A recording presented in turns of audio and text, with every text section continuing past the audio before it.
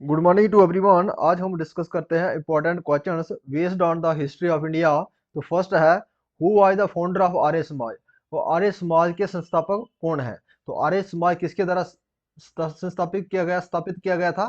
तो आर्य समाज दयानंद सरस्वती के द्वारा स्थापित किया गया था Arya Samaj. Answer is D. जो आर्य समाज है ये 18 1875 में बॉम्बे में स्थापित किया गया था स्वामी दयानंद सरस्वती के द्वारा। बॉम्बे में स्थापित किया गया था और दयानंद सरस्वती के द्वारा स्लोगन दिया गया है। दो स्लोगन दिया गया है। स्लोगन फर्स्ट है back to Vedas, back to Vedas, वेदों की ओर लौटो। और दूसरा स्लोगन था इसका India for Indians, India for India, for Indians, Bharat भारतीयों के लिए है। ये स्लोगन दिए गए थे दयानंद सरस्वती के द्वारा। Who was the founder of Ramakrishna Mission. Ramakrishna Mission के संस्थापक कौन है? तो रामकृष्ण मिशन के संस्थापक कौन है? Swami Vivekananda. Answer is b. Swami Vivekananda ने कब किया था? 1897 में बेलूर बेलूर में बेलूर में किया था। बेलूर मठ में, बेलूर मठ, बंगाल में। और जो नेशनल यूथ डे है, नेशनल यूथ डे इन्हीं की जयंती के ऊपर मनाया जाता है स्वामी विवेकानंद के। 12 जनवरी, 12 जनवरी मनाया जाता है national youth day.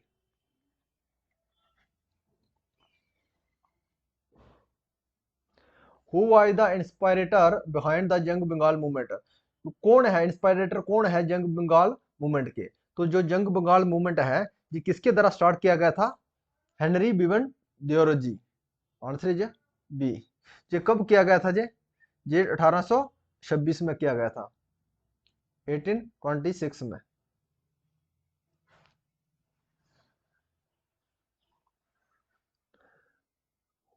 Who is known as the father of modern India. Modern India के पिता किसे कहा जाता है? तो राजा राममोहन राय। राजा राममोहन राय को कहा जाता है father of modern India. Answer is A. The father of Indian unrest, ये किसको कहा जाता है? Father of Indian unrest, Indian unrest,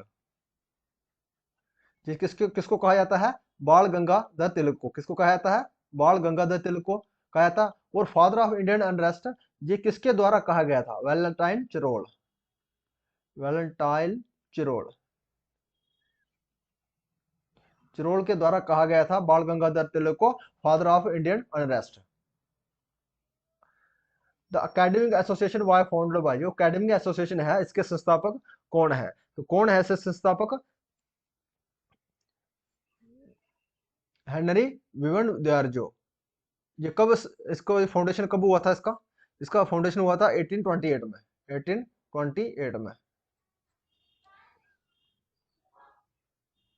in collaboration with David Hare and Alexander Duff, who of the following establish Hindu college at Kolkata. ये किसके सहयोग से? David Harry और अलेक्जेंडर के सहयोग से जो एस्टेब्लिश किया गया था हिंदू कॉलेज कलकत्ता में। उसके साथ तीसरे जो पर्सन थे वो कौन पर्सन थे? तीसरे कौन पर्सन थे? राम मोहन राय। आंसर इज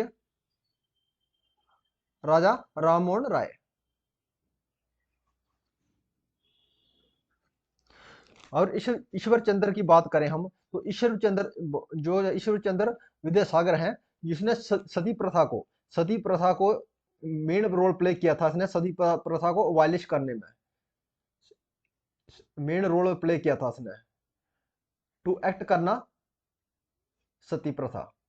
लेकिन लेकिन जो उसको जिसको वालिश किसके द्वारा किया गया था? वालिश किसके द्वारा किया था? विलियम बेंटिक के द्वारा। इन्होंने मेन रोल प्ले किया था, इन्होंने विलियम बेंटिक के द्वारा इसको वालिश किया गया था। लेकिन इसको एक्ट को बनाने के लिए इसका सबसे ज्यादा सहयोग किसने मदद किया था? तो ईश्वर चंद्र विद्यासागर के द्वारा। Who wrote the book India for Indian. India for Indian book किसके द्वारा लिखी गई है? तो सी आर दास, चितरंजन दास के द्वारा इंडिया फॉर इंडियन ये बुक लिखी गई है।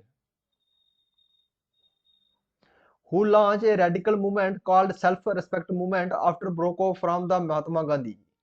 जो किसने रेडिकल मूवमेंट जैसे अलग हुए थे तो सेल्फ रिस्पेक्ट मूवमेंट उसने स्टार्ट किया था।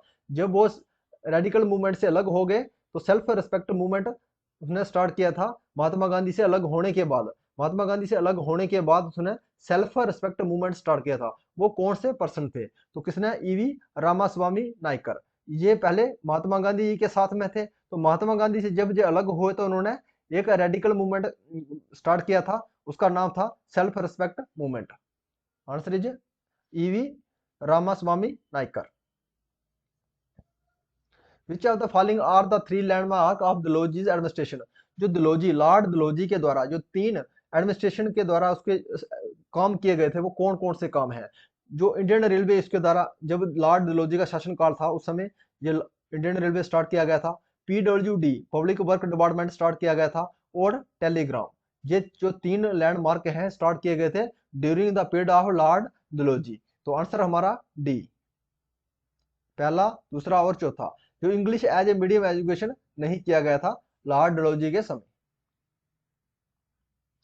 विच one of the following Magna Carta of western education system India.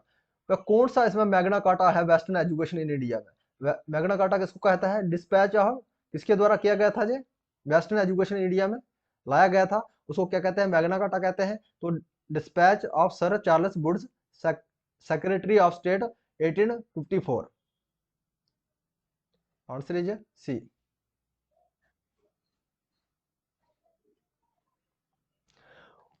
Who founded the city of Allahabad. Allahabad city किसके द्वारा स्थापित की गई है तो है अकबर के द्वारा। Answer is a. Who was the governor general of India during the sepoy mutiny. जो सिपोई म्यूटनी 1857 का जब विद्रोह हुआ था तो उस समय जो गवर्नर जनरल थे इंडिया के तो कौन थे, तो लॉर्ड कैनिंग थे। लॉर्ड कैनिंग के समय जो 1857 का विद्रोह हुआ था, sepoy mutiny. Fort William in West Bengal was built in the name of. जो फोर्ट विलियम बनाया गया है वेस्ट बंगाल में वो किसके नाम पे बनाया गया है, जो विलियम थर्ड थे। कौन से विलियम थे, William third. Answer is C, William third के नाम पे उनका नाम रखा गया है Fort William. Which of the following transfer his capital from Dhaka to Murshidabad. वो कौन से पर्सन थे जिन्होंने ढाका से कैपिटल को ट्रांसफर किया था ढाका से मुर्शिदाबाद के लिए, तो कौन से, मुर्शिद कुली खान। जो मुर्शिद कुली खान है इन्होंने, ये कौन थे, नवाब ऑफ बंगाल। नवाब ऑफ बंगाल थे, इन्होंने ट्रांसफर किया था अपना कैपिटल ढाका, अभी कहाँ है, बांग्लादेश में है। मुर्शिदाबाद अभी कहाँ है, वेस्ट बंगाल में है, ढाका से मुर्शिदाबाद के लिए। ईस्ट इंडिया कंपनी व एस्टेब्लिश। जो ईस्ट इंडिया कंपनी है इसको एस्टेब्लिश किया गया था, कब किया गया था, 1600 ईस्वी में। और सूरत में इन्होंने सबसे पहले कब, भारत में कब इसने फैक्ट्री लगाया था, सूरत में लगाया था पहले।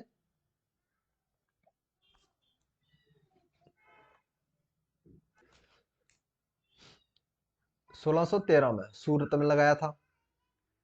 और दूसरा कहाँ लगाया था, 1616 में मैसूलीपट्टनम में।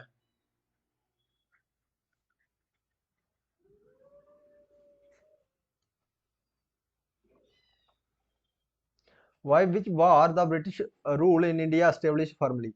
वो कौन सी लड़ाई थी जिससे ब्रिटिश रूल स्टार्ट किया था, एस्टेब्लिश करना शुरू कर दिया था पूरी तरह से भारत में उसने जो ब्रिटिश है रूल शुरू कर दिया था, वो कौन सी लड़ाई के बाद में, तो battle of Buxar. Battle of Buxar के बाद जो भारत में जो ब्रिटिश ने भारत में पूरी तरह से शासन करना शुरू कर दिया था। जो ब्रिटिश वार है, battle of Buxar. Battle of Buxar ये कब हुई थी, 1764 में, 1764 में। और बैटल ऑफ वांदी वाश कब हुई थी, 1760 में। और प्लासी की लड़ाई 1757 में हुई थी। तो जो बक्सर की लड़ाई के बाद जो पूरी तरह से ब्रिटिश गवर्नमेंट ने भारत में शासन करना शुरू कर दिया था। Do or die movement is otherwise known है। ये डू और डाई मूवमेंट है, ये दूसरे नाम से भी जाना जाता है। तो किस नाम से जाना जाता है, do or die movement, quit India movement के नाम से जाना जाता है। Answer is C. Quit India movement जब स्टार्ट कब हुआ था, ये 8 अगस्त को हुआ था, 8 अगस्त 1942 को हुआ था। जो सिविल डिसोबेडिएंट मूवमेंट है ये 12 मार्च 1930 में हुआ था।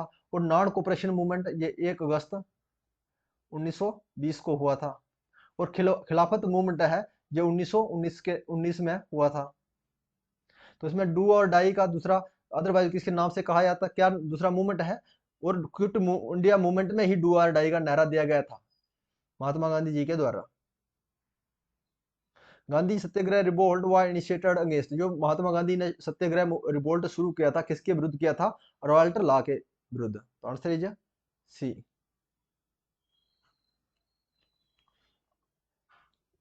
The first session of Indian national congress was held in, जो पहला सेशन हुआ था इंडियन नेशनल कांग्रेस का वो कहाँ हुआ था, तो कहाँ हुआ था, बॉम्बे में। बॉम्बे में हुआ था, लेकिन इन्होंने कहाँ होना, जो फर्स्ट सेशन था कहाँ डिसाइड किया था, पूना में हुआ था। पूना में इन्होंने डिसाइड किया था पूना के लिए। और जब कॉलरा ब्रेकआउट हो गया उसमें, जो कॉलरा था इसमें आउट ब्रेक हो गया था। और 11th ओवर में इसको शिफ्ट कर दिया था। 11th ओवर में लास्ट टाइम में इसको जो शिफ्ट कर दिया था कहाँ के लिए, बॉम्बे के लिए। तो लेकिन जहां डिसाइड होना था कहाँ होना था, इसका पूना में होना था। ये कब उसका फर्स्ट मीटिंग कब हुआ था, 1885 में हुआ था। और इसके प्रेसिडेंट उस समय कौन थे, प्रेसिडेंट इसके WC बनर्जी थे इसके प्रेसिडेंट, बनर्जी थे इसके प्रेसिडेंट। और जिस समय जो इंडियन नेशनल कांग्रेस स्टार्ट हुई थी, स्टेब्लिश हुई थी, तो उसमें लॉर्ड कौन थे, लॉर्ड डफरिन थे, लॉर्ड डफरिन थे, लॉर्ड डफरिन थे। और उसके फाउंडर कौन है इंडियन नेशनल कांग्रेस के, A O Hume, A O Hume is the founder of Indian national Congress. Which of the following is land lord harbour, जो land lord बंदरगाह इसमें से कौन सी है, तो विशाखापट्टनम जो है ये एक लैंड लॉर्ड हार्बर है। Answer is A. If you like this video please subscribe my channel, thanks for watching.